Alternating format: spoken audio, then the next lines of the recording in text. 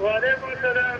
جی رول محمد خبرې کوم دي؟ جی جی احسان محمد خبرې کوي کوم ځای نه؟ د تیورګرې نسي دا زما د خپه کټ شوې ده که نه؟ جی جی ته راته کیلونجي او ملخوځې جی جی لیمبو زیتون تېل دا به وزن سره اچوئ که نه حاجي صاحب نثار صاحب دا به داسې وکړئ که نه 100 ګرام کلونجي کا 100 ګرام میتھی دانه کا دا به تاسو استعمالوئ دا چې څومره استعمال دی کې دا ده چې د شوګر لیول به سره کنټرول وي یو د معدې چې کوم تکلیف درته وي دا صرف په شوګر کې کار نه کوي د دې فواید د توام دا په معده کې کار کوي د معدې هر قسم تیزابیت وي ګیس وي دې کې کار کوي یو په جوړونو مسله کې د ډېر موږ مشران وي اکثر د جوړونو مسله ورته ډېره دردونو مسله ورته ډېره وي هغې کې کار کوي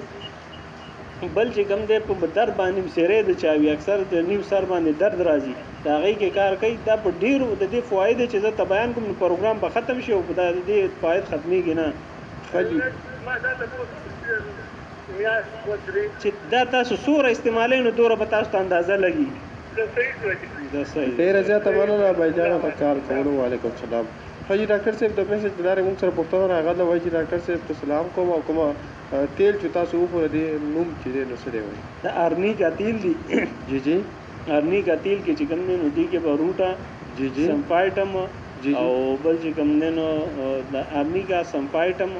او بل چې کوم دی نو سټپسیګیریا دا پکې واچئ دا به دغه کې اچئ ښه کیوں کې جی جی دا خیر دا که څه مسله ورته وي نو دا خیر د تیل زموږ کلینیک کې شته غواړي چې هغې نه وصول کړي. حاجي بالکل اورېدونکو که تاسو دغه تیل چې دی هغه اخیستل غواړئ نو ډاکټر صاحب کلینیک ته راشئ هلته ډاکټر صاحب په کلینیک کې چې دي موجود دي. ډاکټر صاحب د کلینیک نمبر 0302 88 94 385 دغه ډاکټر صاحب د کلینیک نمبر دی په دغه باندې به چې دی تاسو ورته کال کوئ او تاسو به د دوايانې چې دی نو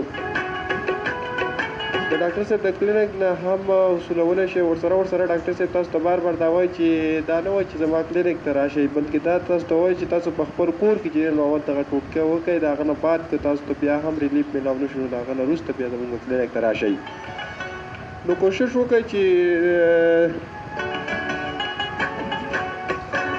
حاجي ډاکټر صاحب بله پوښتنه هم موږ سره ډېر بار راځي او هغه پوښتنه دا ده چې په ګردو کې چې دا کومه کاڼي دي د دې په حوالې سره چې دی نو وایي چې د ډاکټر صاحب نه څه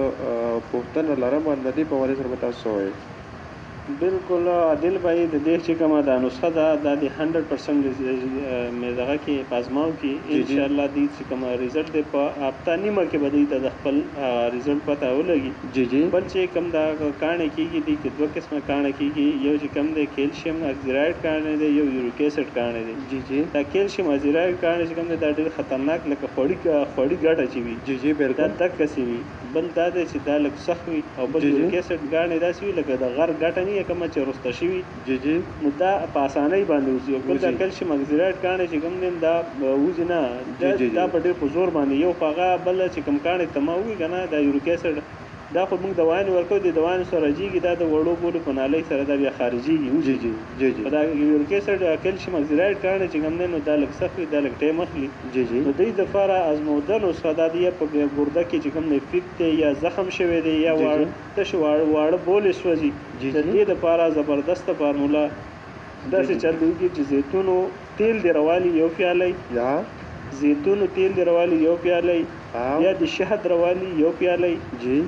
بیا د چې کوم دی نو د لیمبو رس چې کوم دی دا د روالي یو پیالی جی جی دا د خپلو کې مکس کړي جی جی